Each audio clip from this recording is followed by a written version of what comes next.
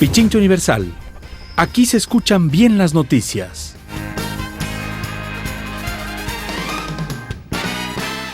Pedir, en este caso, plantear la salida de Ecuador de la UNASUR. ¿En qué afecta o en qué beneficia entonces la salida del Ecuador de este importante organismo regional? Bienvenido, ¿cómo está? Muchas gracias, buenas tardes a todos los radioescuchas. Bueno, quería enfocarme en primer lugar en entender qué es lo que está pasando desde un marco del derecho internacional y el derecho constitucional para que la ciudadanía comprenda de mejor manera lo que ha ocurrido. Cuando se va a firmar un tratado internacional por parte de cualquier Estado, un tratado internacional entendido de forma más simple, como un acuerdo entre Estados, dos o más Estados, o también con organismos internacionales, cualquiera que estos sean, estos requieren, hay varias etapas para llegar a este acuerdo, llegar a este tratado. Hay un proceso de negociación por parte de los Estados, usualmente son los cancilleres que están a cargo de esto.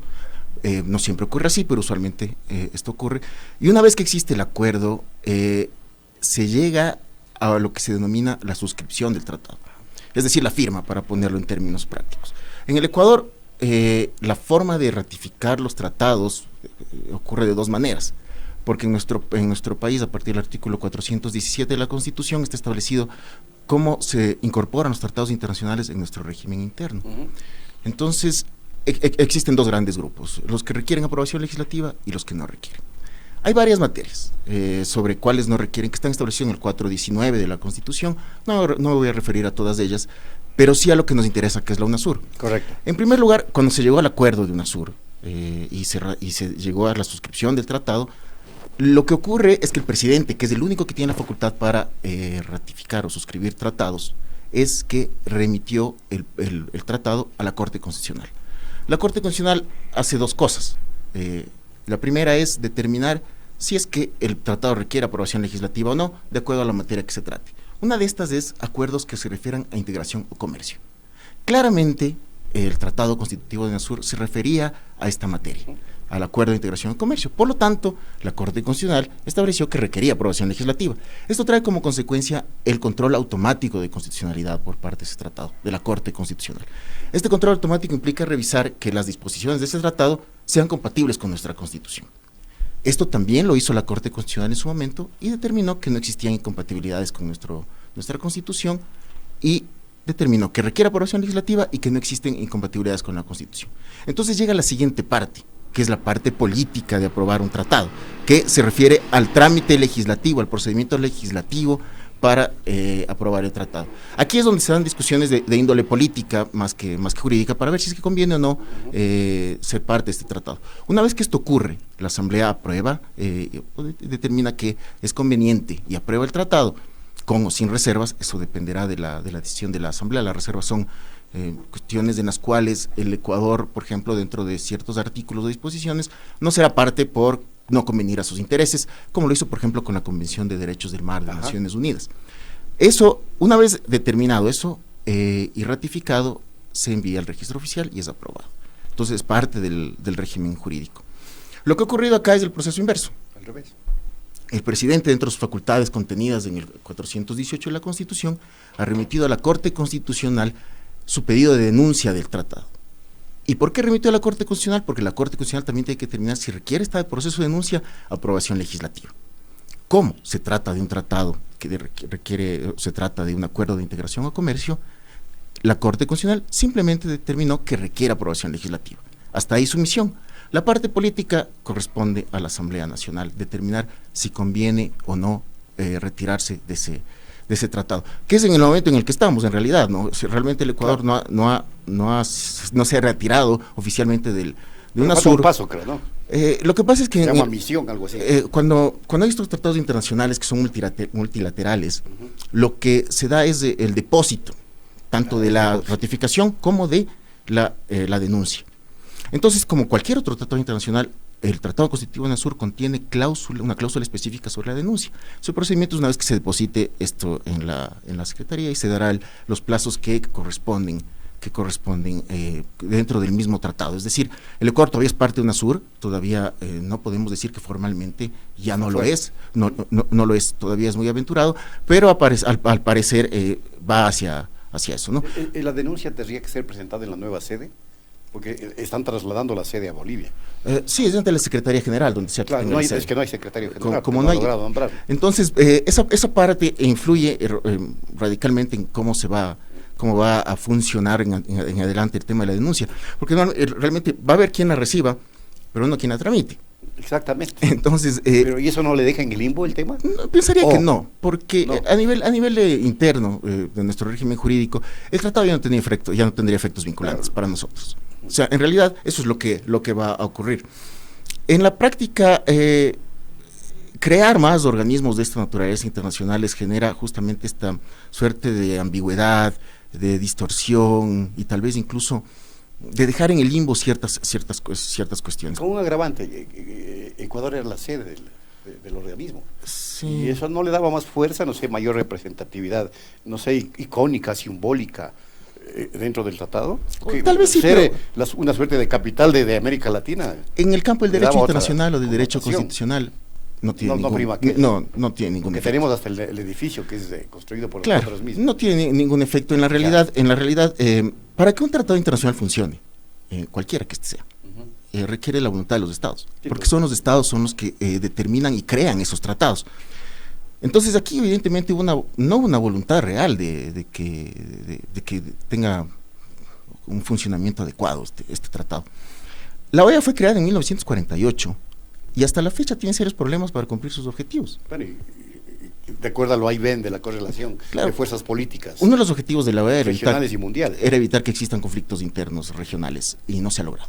No, más bien se aupa conflictos. Yo pienso que la creación de más tratados de esta naturaleza, de organismos internacionales en este sentido, lo que generan es esto justamente, una duplicidad de funciones que en la práctica conllevan a que no funcione ninguno. Entonces, si creamos UNASUR, la CAN, Mercosur, y tenemos la OEA, el Mercosur, que sería de reforzar. Había la CELAC también. Sí, y sería bueno reforzar lo que ya existe. Pero en la práctica no va a dar resultados si los estados no tienen la voluntad de que eso ocurra. El problema es que lo reactivan cuando les conviene. Por ejemplo, el TIAR, el Tratado Interamericano de Asistencia Recíproca, lo acaban de revivir justamente en la OEA. El TIAR estaba muerto ahí. El TIAR está ahí. O sea, es como la Carta Democrática. No funcionó nunca, es cuando, pero para caerle a Venezuela lo acaban de revivir. Y eso es cierto. Bueno, el Ecuador se retiró de ese tratado hace algunos años. Pero igual, en todo caso... Todo se mueve de acuerdo al interés político. Claro, es la voluntad de los estados en este sentido. Para que funcione cualquier organismo de derecho internacional requiere la voluntad de los estados, inclusive los tratados de derechos humanos. Sí. Porque en realidad son los estados los llamados a respetar y garantizar esos derechos en sus territorios. Y en la medida en que los cumplan, pues esos estados van a estar se notará una voluntad política también de cumplir. Claro que evidentemente los efectos son diferentes, ¿no? No es lo mismo denunciar a UNASUR que denunciar a la Comisión Americana sobre Derechos Humanos. Son cosas muy distintas. Claro, tiene otra connotación. Entonces, eso sí hay que tomar en consideración, no estamos en ese plano en lo absoluto, pero es evidente que para el presidente de la República, dentro de sus competencias constitucionales y legales, ya no era conveniente continuar en este tratado constitutivo. Si el presidente Moreno decide salir de UNASUR, integrarse al PROSUR, como se ve y se ha observado de las declaraciones de los propios voceros del gobierno, e integrar la Alianza del Pacífico, no está cayendo en lo que usted acaba de decir. Es decir, ¿para qué crear más tratados si a la final estos no dan resultados, sino que se mueven de acuerdo al vaivén del interés geopolítico e ideológico? A la final todos así resulta. Es verdad, lo primero que pienso yo es que el Ecuador tendría que tener una política exterior definida, qué es lo que queremos realmente, hacia dónde queremos ir, un fin específico. Es que todo orden tiene que tener un fin, ¿no? Es imposible que no exista aquello. Entonces, nosotros nos sostenemos en un ámbito del derecho internacional público y queremos, en primer lugar, lo que es fundamental para nosotros, el respeto y el derecho el respeto y garantía a los derechos fundamentales, pero también queremos entrar en alianzas estratégicas de comercio, etcétera. Pues es necesario definir la política en ese sentido y saber exactamente qué es lo que buscamos al ingresar a uno de estos nuevos tratados o nuevos organismos, etcétera, que tengan un fin específico. Ahora, la Alianza del Pacífico tiene otros actores, ¿no? Claro, no solo son de América. No solamente de América, es mundial. Entonces, sí tendría algunas diferencias notables con UNASUR. Repito, me parece a mí también importante que es reforzar las funciones de la OEA, sobre todo en materia de Pero preservación ¿no es un organismo democrática. muy desgastado, doctor? Después de 70 Porque años... ha perdido imagen, ha Sí. perdido connotación, presencia. Pero bueno, hay organismos que son muy importantes en la OEA, como la Comisión Interamericana de sí. Derechos Humanos, Eso tiene la mucho Corte peso. Interamericana de Derechos Sí. Humanos, que tienen Son un los peso dos específico. organismos que tienen mucho Sí. peso. Dentro de todo, las reuniones de ministros de Relaciones Exteriores en la OEA como órgano principal de este organismo continúa funcionando relativamente... no de forma permanente, pero sí cuando existen las razones, los ministros se reúnen. De alguna manera, eso conlleva a ver que sí se trata de un organismo que está viviendo y que sí tiene una función específica. No podemos negar las funciones de tanto de Comisión y Corte Interamericana de Derechos Humanos en este sentido. Se hablaba incluso de crear organismos parecidos en Sudamérica y eso son cuestiones que generan, porque después de tantos años, de décadas, todavía no podemos decir que está totalmente afianzado este sistema en todo el sentido de la palabra, y crear otros paralelos podría ser muy contraproducente en el sentido de cuál es el objetivo que queremos: el respeto y garantía de los derechos fundamentales en nuestra América, y tal vez cuestiones de comercio exterior, como le digo, si esos son los fines del Ecuador, tiene que tener muy claro entonces su política exterior en ese sentido, ¿no? Ahora, en términos de significación histórica, no se puede negar que UNASUR cumplió roles protagónicos en momentos cruciales y graves. Por ejemplo, intento de golpe de Estado en Venezuela, intento de golpe de Estado en Ecuador, o 30S para unos no, intento de golpe de Estado, situación conflictiva política en Bolivia. Y ahí sí UNASUR como que funcionó y se dieron pasos importantes, como por ejemplo esta integración comercial con el planteamiento de un banco del sur y una moneda unificada latinoamericana, que son cosas que tenían, digamos, un interés importante. La Unión Europea funciona porque hay unidad de sus países, y acá como que se empujaba aquello con la UNASUR. Pero es que en Europa hubo la voluntad de hacerlo desde décadas atrás. Entonces comenzaron a crear instituciones y documentos jurídicamente vinculantes que iban en ese sentido. Nosotros hicimos lo contrario acá. Entonces creamos un organismo y le quitamos fuerza. Firmamos un documento y le quitamos fuerza. Entonces, claro, en la OEA el gran dilema es el poder que tiene Estados Unidos, a pesar de no ser parte de la Comisión Americana sobre Derechos Humanos, por ejemplo, no reconocer la competencia de la Corte Interamericana. Pero el peso específico que tienen los Estados Unidos es indudable por el presupuesto que aporta, ¿no? Eso que creo que de alguna manera se trataba de evitar con estos nuevos organismos que se crearon, pero en la medida en que los organismos son demasiado ideológicos, parece que no son muy fuertes. Lo que habría que hacer es eso, crear una política fuerte en materia de política exterior, ¿no es cierto?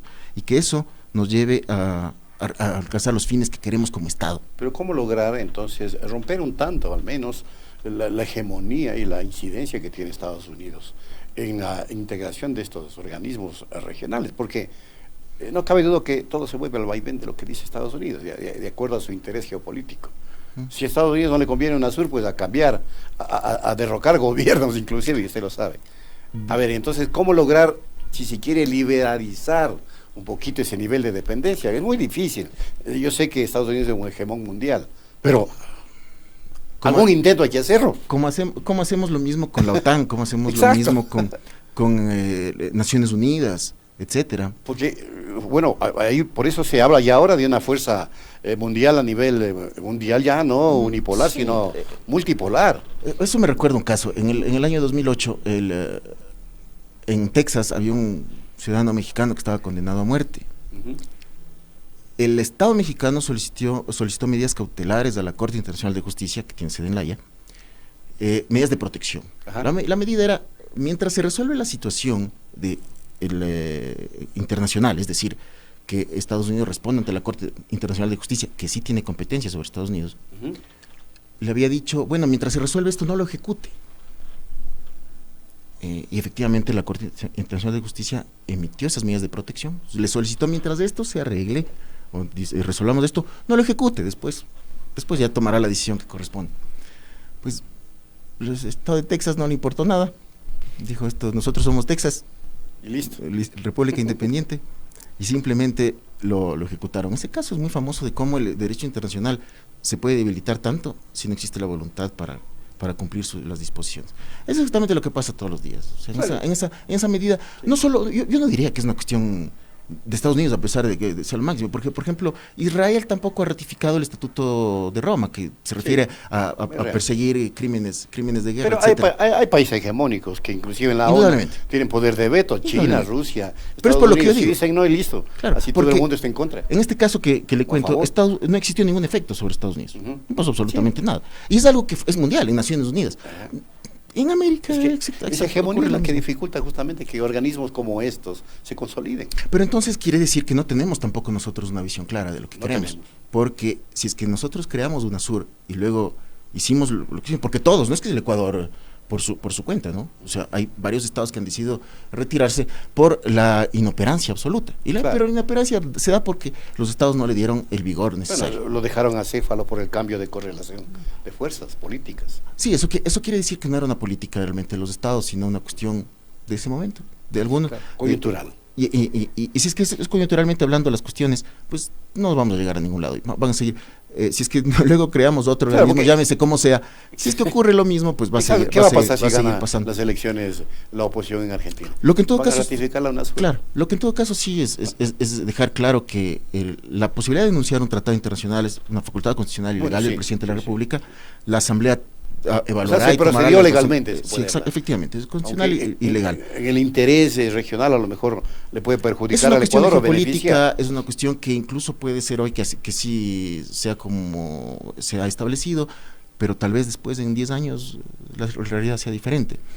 La realidad por ahora, como están las cosas, como se está dando la salida del Ecuador, no podemos decir que se vulnera algún derecho constitucional o que existe una violación a la Constitución. No existe tal cosa. Políticamente inadecuado, políticamente adecuado, eso deberán evaluar las autoridades en su debido momento. Y también en este caso los analistas políticos y obviamente los líderes de opinión, ¿no? De los diferentes no fuera sectores. así si el tratado se hubiera ratificado por un referéndum. Porque tratados internacionales aprobados por referéndum solo pueden ser denunciados por referéndum. Por referéndum, eso es una excepción clarísima que está establecida en la Constitución y en la ley. Entonces, solo en ese caso, la Asamblea no interviene, pero no ha ocurrido aquello hasta ahora, ¿no? ¿Y todos los tratados internacionales deben ser aprobados por la Asamblea o debe haber un específico pronunciamiento de la Corte Constitucional? Solo son aprobados por la Asamblea Nacional los que están hablan de comercio en la materia establecida en el 419 de la Constitución.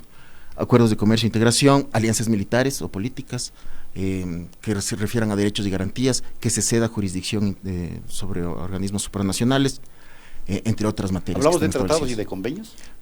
Digamos que es lo mismo, es lo mismo, caso, ¿no? Porque es que le pregunto esto por lo de el tratado o el convenio con el Fondo Monetario Internacional. Ahí se habla de comercio, ahí se habla de economía. Bueno, pueden haber otros factores. ¿Por qué no se aprobó en la Asamblea? Claro, hay otros factores ahí, o sea, es decir, dentro del derecho internacional público considero yo que se trataría de un tratado internacional porque es un acuerdo entre un Estado y un organismo multilateral, pero no lo han considerado así las autoridades. Entonces, porque el presidente de la República es el que tiene que enviar a la Corte Constitucional un tratado para que se determine si necesita aprobación legislativa o no, porque si no necesita aprobación legislativa es el presidente el que lo ratifica directamente. Claro. Ya no necesita de la Asamblea. No necesitaría aprobar la Asamblea lo que va a aprobar en estos días. Exacto, entonces... pero esa consulta no se ha hecho a la Corte Constitucional. No, pues ha considerado que no es un tratado internacional. Entonces, desde ese punto de vista no requiere, porque claro, parece ser que es porque hay otros convenios de préstamos que no se han realizado con la CAN. Pero no tenía este tipo de características, con una carta de intención, con exigencias, con compromisos, con claro, condicionamientos. Incluso si el tratado internacional, otra de las materias es que si hay un compromiso de reformar una ley, también requiere aprobación legislativa. Entonces son varias materias. Entonces las dos grandes diferencias: si requiere aprobación legislativa, aprueba la Asamblea y se ratifica luego a través del presidente de la República, pero si no, ratifica directamente el presidente a través de un decreto. Entonces esa es con UNASUR sí ocurrió así, y ocurrió el proceso, está ocurriendo el proceso inverso, ¿no? Ahorita faltaría en el tema UNASUR únicamente que la denuncia sea aprobada en este caso por el organismo, ¿no? O recibida simplemente. No, es que UNASUR no puede decirnos no. Bueno, recibe la denuncia y Ecuador está fuera. Exacto. Ya. Simplemente es como estoy comunicando que ya no quiero ser parte de este organismo. ¿Por qué? Porque el Estado, así como aprueba un tratado de forma soberana, también puede retirarse de forma soberana, es decir, es parte de sus facultades. En derecho internacional público funciona el tema de la soberanía con ciertos límites, como los derechos fundamentales de las personas, pero en general la soberanía es un concepto que sí influye, ¿no? Sin duda.